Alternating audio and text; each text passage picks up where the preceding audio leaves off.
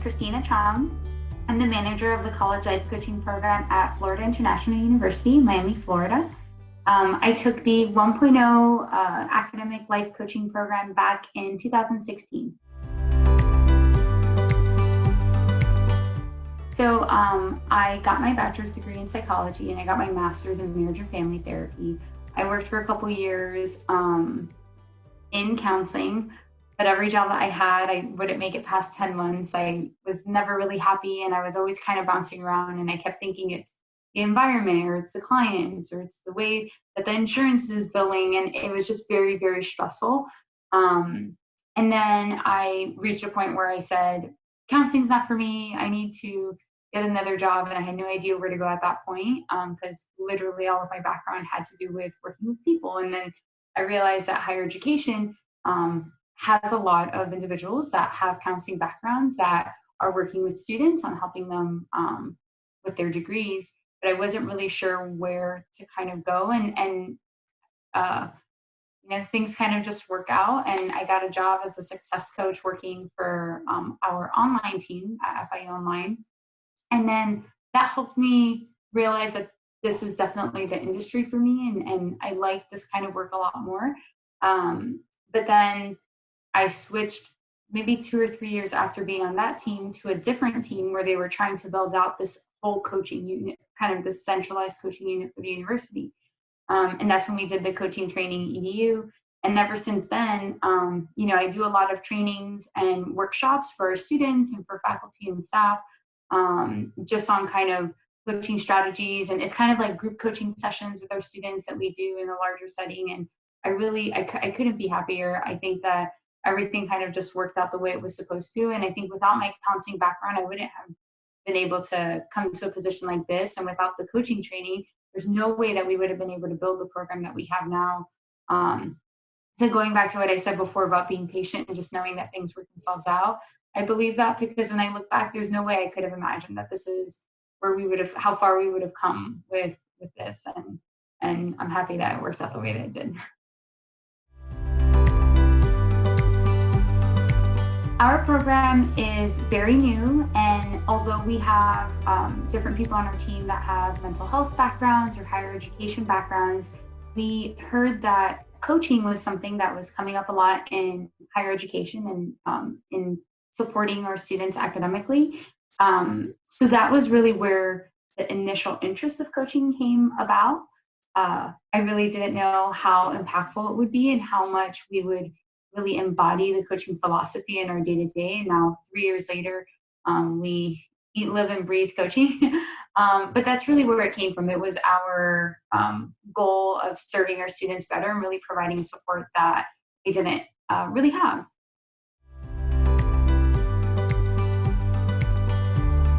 So at Florida International University, we have a pretty small coaching team, but I think we've made a really big impact in that we have really tried to spread the coaching philosophy amongst different student-facing staff members, kind of talking about the importance of the quality of our interactions with our students.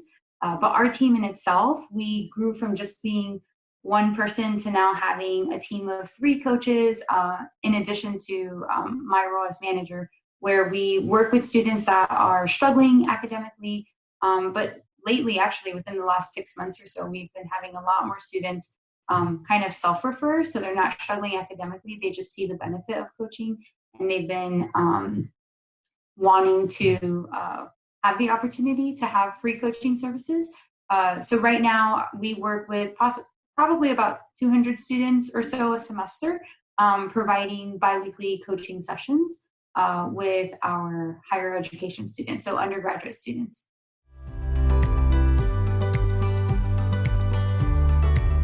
Coaching has definitely helped a lot of our students in working on identifying and accomplishing their goals. I think it's been such a helpful process in just teaching them problem solving and critical thinking skills. But I would say that the students that I've been coaching, so in our program, we coach students for a semester at a time. But every once in a while, a couple semesters later, we may have a previous student come in and say, hey, I'm doing okay, but I could really benefit from a couple coaching sessions a semester. I'm kind of struggling because now they're having different life challenges than they had their freshman semester. And not that we only work with freshmen, but a lot of our work is with freshmen. I think because coming into college is such a huge transition, and it's a very overwhelming time, and they're a little lost and confused, and it's kind of helpful to have somebody to talk to through everything that they're going through. But those students that did coaching years ago and then come back their junior year, first semester here or there, the coaching sessions are so different, and it is really inspiring to see how far they've come, and how can I say it?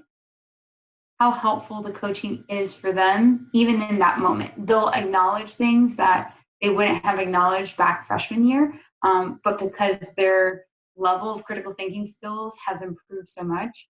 So I think just seeing the progress in students over a variety of semesters is really powerful.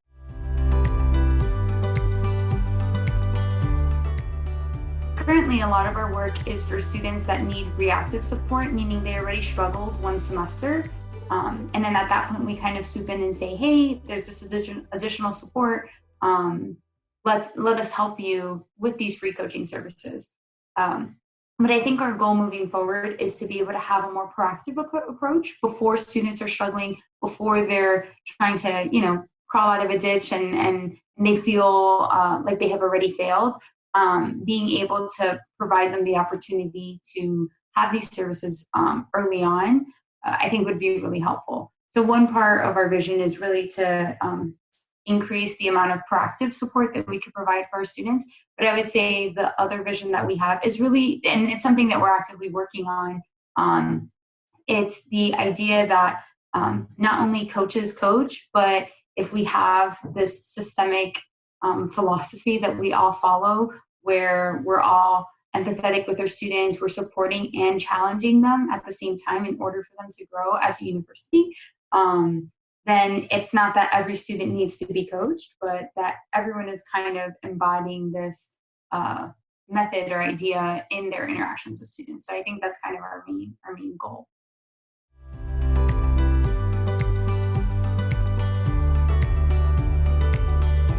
So the advice that I would give an individual that wants to become a coach is to really trust the process of coaching. I think one of the things I had a very difficult time with in the training process was not that I didn't believe that coaching would help, but I would put a lot of pressure on myself to ask the right questions, to do the right thing. I can't do anything wrong.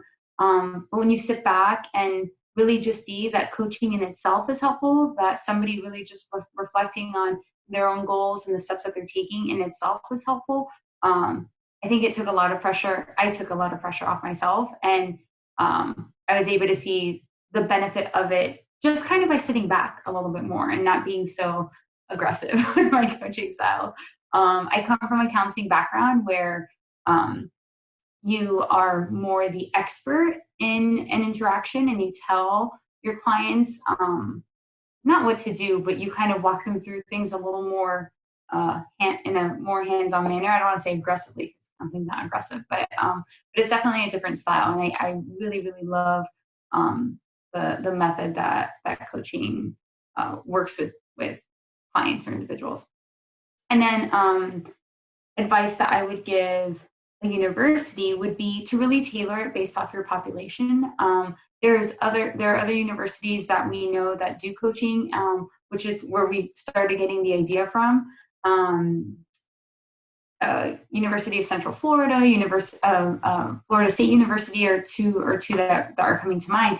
And I would say that those two universities and FIU, all three universities have very different kinds of students, have a very different demographic. And I think being able to tailor your services to the kind of student that you're working with is really important.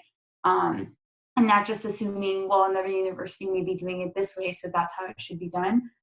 It really depends on what the need is of your university, and kind of just making it, doing what you can with the services and resources that you have. I think one thing that a lot of higher ed administrators and staff members can agree on is that in every department there could always be more people, there could always be more that we can do, but I think trying to be resourceful and make the best of a situation is very helpful. Although our team is very small, I'm sure that all the students that come in wouldn't say, oh, their team is really small. They would say, wow, they really helped me. We were at least able to impact those students. Yeah.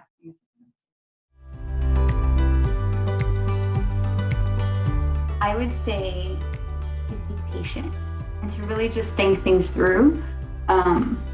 Looking back, I was always very anxious. I mean, I was a very anxious student. I was a very anxious kid. I think I was just always so nervous about what was to come. And I think, and actually, I guess this is very similar to what I said earlier about my advice to another coach is to kind of just trust what will happen. And it will work out the way it's supposed to. And I think the more that you reflect on what you're doing and the more that you learn from your own experience, the more you'll be able to improve moving forward. And to never expect yourself to be perfect, just to kind of go with the flow and learn from those mistakes and improve as you go. And it kind of just works out in a weird way. I wish if somebody would have told me that 20 years ago, I think I would have handled things very differently in a much more chill manner.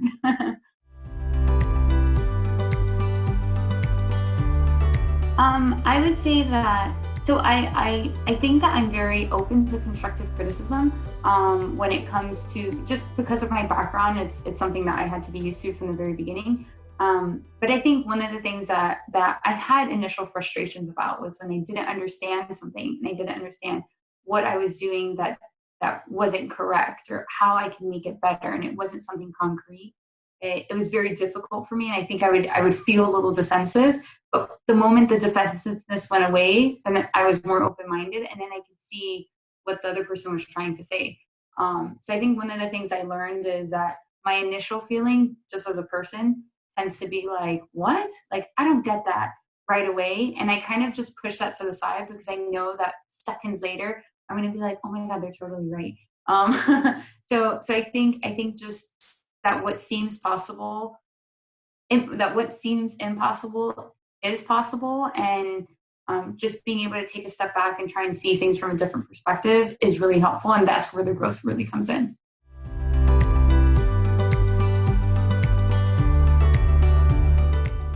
I think that the coaching philosophy that we were taught through the Coach Training EDU really helped impact and influence the philosophy that we have in our work with our students. Yes, definitely there's skills that we try and teach our coaches, and there's certain strategies that we try and use, but I would say that the main influence is the philosophy overall. The idea that we're not here to be directive and to tell people what to do, but to really help our students in the process of figuring things out on their own and really allowing them to set the agenda, allowing them to come up with their plan. We've noticed that a lot of our students are much more open with us because we're not here to judge and to tell them that they're wrong, but we're here to point things out that they may say that may be contradicting other things that they say, or just to kind of help them with the awareness piece. And definitely before we did the coaching training, that wasn't the focus. I think that our focus was, we're going to coach people and tell them what to do. And because I think that's what most people think coaching is until they experience it and they realize, wait a minute, this is totally different. All you do is ask me questions and I kind of figured it out on my own somewhat. Or they'll say, oh, you did, the coach was so amazing. But then when reflecting back, they'll be able to identify, wait a minute, I did amazing as well. So I think it's just our overall approach to students was the biggest influence. So in terms of the biggest influences that I've had, I'll give a personal and professional example. I had a supervisor when I worked at one of the previous therapy companies that I was at, that she was unlike any other supervisor that I had before. And I think based off the fact that I was very anxious and very nervous about my process in doing counseling, she really had a different viewpoint to how to work with people. And I think it really helped kind of frame the way that I view my clients. And even till today, there's times where I'll make reference to certain things that she would say to me in supervision. And this was 8 years ago, but somehow I still remember those little things that she had mentioned about, having patience and trusting the process. It was very similar to what John would talk about in our trainings. Which actually, I guess I would say John is another professional influence, because I definitely make reference to him all the time when I'm talking to my coaches, kind of like, what would John say? So those would be two of my biggest professional influences. And in terms of personal influences, and I really am not saying this to be cheesy whatsoever, but my parents, the way that they raised me to think, my dad is Mr. Positive Thinker. Everything happens for a reason, and you need to be patient. And he's a teacher at heart, even though he's not one by trade, but 100% he was meant to be a teacher. And I think the way that he thinks is really ingrained, even in my coaching with my students as well. And my mother was a very strong planner, and I think that helps me in the structure of my coaching sessions and helping students come up with their concrete, realistic plans of what they want to do. It's kind of like that. Being able to merge the planning with the empathy at the same time. So again, lots of influences, but I think that's what makes us who we are, right?